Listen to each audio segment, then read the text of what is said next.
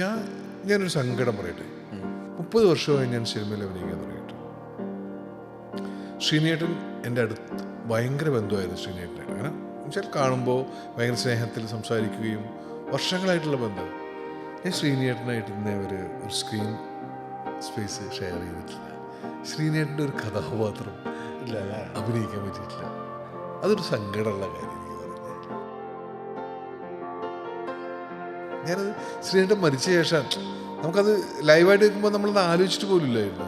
ശ്രീനേട്ടനായിട്ട് ഇപ്പോൾ ഞാനും പ്രിയനും കൂടിയിട്ടാണ് ആദ്യം കാണുന്നത്. ഉദയനാണ് താരത്തിൻ്റെ സ്ക്രിപ്റ്റ് എഴുതുന്ന ദിവസം മുഴുവൻ കുറേ അദ്ദേഹത്തിൻ്റെ ഫ്ലാറ്റിൽ ഞങ്ങൾ ഒരുമിച്ചിട്ടുണ്ടായിരുന്നു. അത് കഴിഞ്ഞ് സന്തോഷ് ശശികാന്തിൻ്റെ പുസ്തക പ്രകാശനം, അങ്ങനെ പല ഇടങ്ങളിലൂടെ നമ്മൾ കാണുകയും സംസാരിക്കുകയും ഒക്കെ ചെയ്തിട്ടുണ്ടെങ്കിലും ശ്രീനേട്ടൻ്റെ കൂടെ പറ്റിയിട്ടില്ല. അതിപ്പോഴാണ് റിയലൈസ് ചെയ്യുന്നത് അല്ലേ? തീർച്ചയായിട്ടും. വീണ്ടും പരിചയപ്പെടാൻ ഞാൻ ആലോചിച്ചു, അദ്ദേഹത്തിൻ്റെ ഒരു ക്യാരക്ടർ, ഒരു കഥാപാത്രം, ഒരു സീനെങ്കിലും വന്ന് പറ്റിയില്ല എന്നുള്ളത് വലിയ നഷ്ടബോധം തോന്നുന്നു.